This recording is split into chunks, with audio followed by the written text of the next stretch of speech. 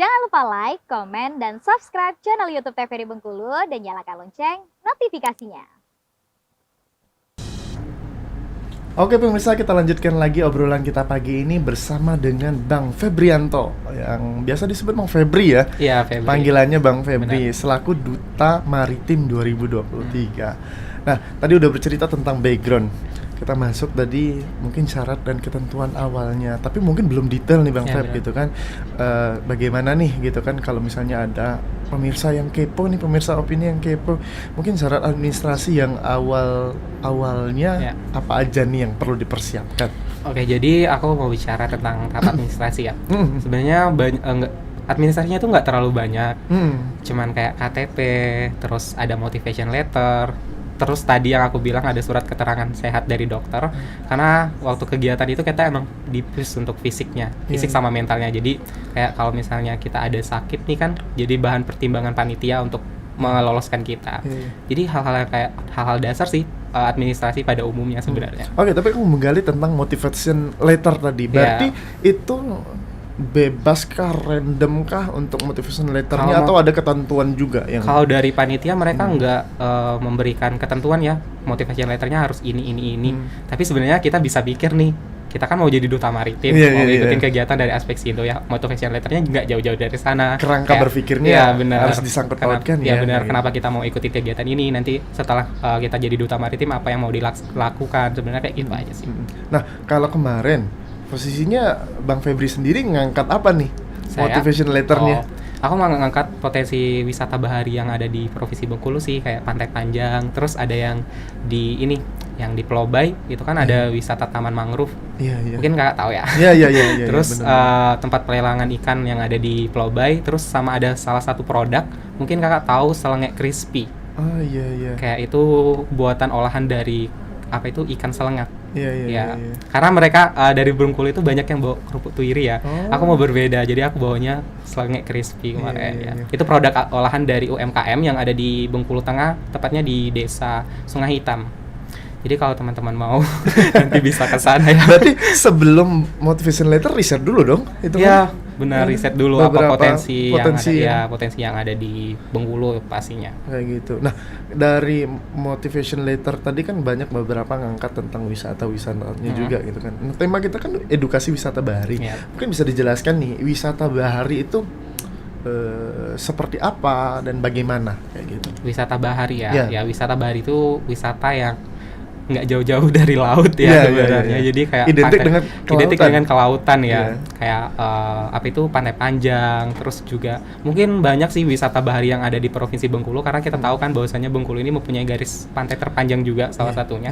Kayak Pantai Panjang, garis pantainya kan udah panjang gitu kan. Dari ujung ke ujung ya. Iya, dari ujung ke ujung. Terus juga ada taman hutan mangrove.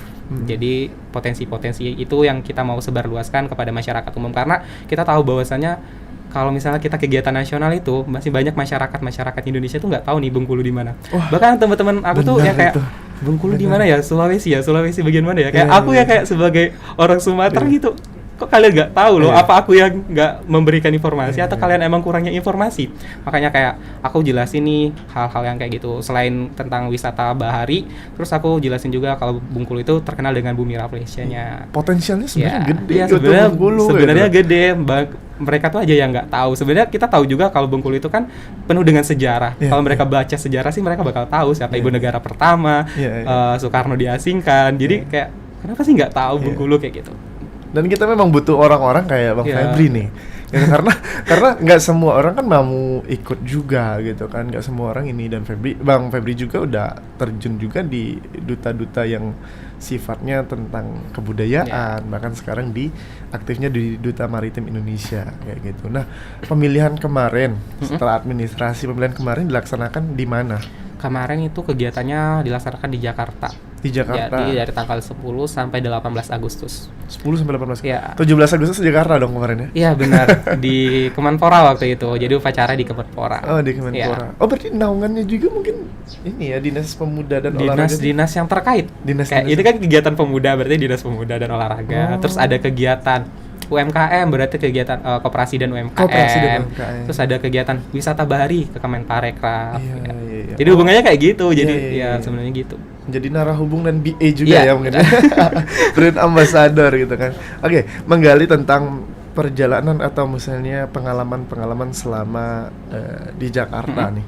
Apa aja yang didapat dari Bang Febri sendiri? Sebenarnya banyak sekali yang didapatkan. Yang pastinya ilmu ya. Yang pertama ilmu yang paling penting.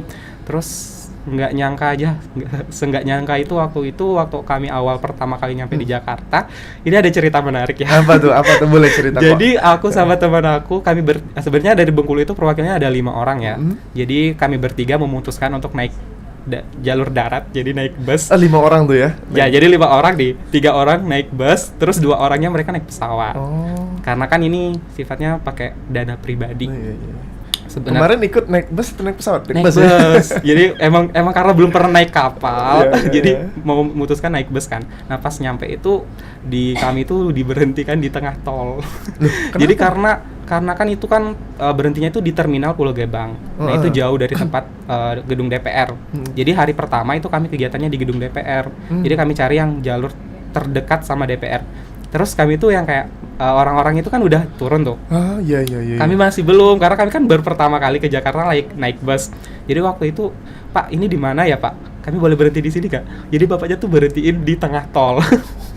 Jadi kayak Sambil bawa-bawa. iya, bawa koper, Iya bawa kan, bareng-bareng persiapan semuanya. Iya kan, benar. gitu. Jadi itu sih cerita menariknya sampai kami ditegur sama petugas Oh. tolnya. Nggak boleh mesen kami kan mau mesen Gojek kayak gitu Iya, kan. iya, iya. Nggak boleh mesennya di dalam tol. Iya. Jadi kami mau keluar dari tol juga jauh jalannya, Pak, kami. Jadi bilang. kayak gimana tuh? Jadi kemarin bapaknya toleransi sih. Oh.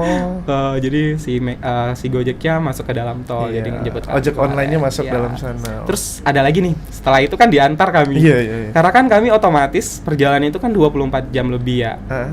Ke Jakarta dari Bengkulu naik bus. Otomatis kami itu belum mandi.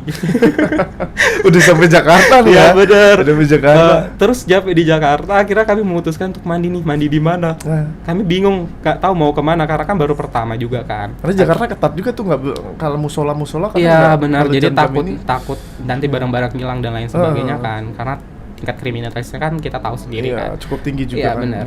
Jadi waktu itu memutuskan untuk mandi di gedung DPR. Numpang ya? Iya, numpang mandi di gedung DPR. Kapan lagi kan mandi di Iya, iya, DPR.